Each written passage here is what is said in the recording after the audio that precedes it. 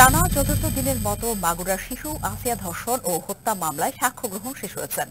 সকাল 10টার দিকে জেলা নারী ও শিশু নির্যাতন দমন ট্রাইব্যুনালের বিচারক এম জাহিদ হাসানের আদালতে সাক্ষ্য গ্রহণ শুরু হয়। আজ সাক্ষ্য দেন মাগুরা ও ফরিদপুর মেডিকেলের 3 চিকিৎসক।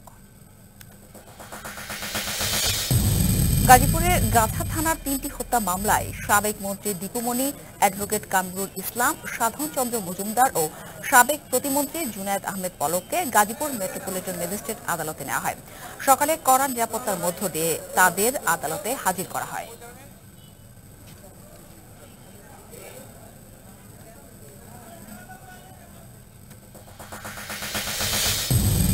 ভোলার আবাসিকে গ্যাস সংযোগ সহ 5 দফা দাবিতে মশাল মিছিল করেছে স্থানীয় ছাত্র জনতা। বাংলা স্কুল মোড় থেকে মশাল মিছিল বের করেন তারা। এ সময় জেলার গ্যাস বাইরে নেয়ার আগে আবাসিক সংযোগ ও ভোলায় মেডিকেল কলেজ স্থাপন এবং ভোলা বরিশাল সেতু দ্রুত বাস্তবায়নের দাবি জানান।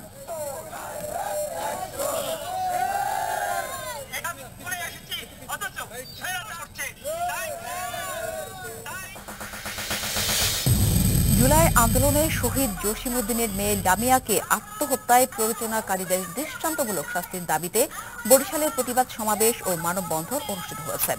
সকালে নগরীর সদর রোডে বাংলাদেশ মহিলা পরিষদের উদ্যোগে এই মানববন্ধন অনুষ্ঠিত হয়।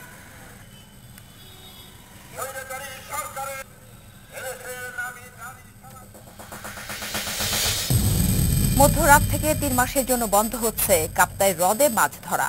নিষেধাজ্ঞার সময়ে হ্রদে সকল প্রকার মাছ আহরণ, মাছ সংরক্ষণ, বাজারজাতকরণ ও স্থানীয় বরফ কলগুলো বন্ধ থাকবে। এ সময় নিবন্ধিত প্রায় 27,000 জেলেকে ভিজিএফ কার্ডের মাধ্যমে খাদ্য সহায়তা দেওয়া হবে।